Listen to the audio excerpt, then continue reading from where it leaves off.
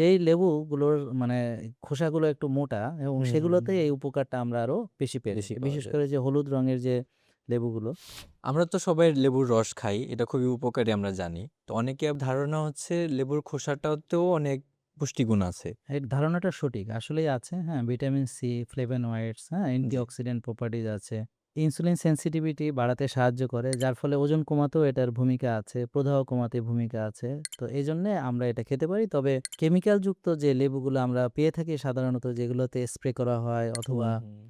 যেগুলো মানে অন্য কোনো কেমিক্যাল এগুলো আমাদের একটু দেখতে হবে। তো এজন্যে আমরা এটাকে আগে ভিজিয়ে রাখবো কুসুম গরম পানিতে। প্রয়োজনে একটু ভিনেগার জি। এখানে ১ চামচ এড করে আমরা লেবুটাকে যদি অনেকক্ষণ ভিজায় রাখি তাহলে আউটার কেমিক্যালটা মুক্ত হয় আরকি। এবং যেই লেবুগুলোর মানে খোসাগুলো একটু মোটা এবং হুম, হুম, সেগুলোতে হুম। এই উপকারটা আমরা আরো বেশি পেয়ে বেশি থাকি। পাওয়া বিশেষ যায়। করে যে হলুদ রঙের যে লেবুগুলো, হুম, ওই হুম। লেবুগুলোর যে খোসা আমি এরকম আছে খোসাটাই খেয়ে ফেলেছি, হ্যাঁ? এই খোসাটাই কেটে খাওয়া যায় অনেক সময়। তারপরে এটাকে তো ভিজিয়ে রেখে তারপরে কেমিক্যাল মুক্ত করে আর যদি কেমিক্যাল মুক্ত হয় অর্গানিক হয় সেটা হচ্ছে সবচেয়ে ভালো। তো আমাদের তো অনেক ধরনের লেবু আমরা খেয়ে থাকি। তো যেগুলোর খোসা মোটা আছে ওই যে বড় সুগন্ধি লেবু যেগুলা, জি, জি। ওগুলোতে আরো এই উপকারিতাটা বেশি পাওয়া সম্ভব।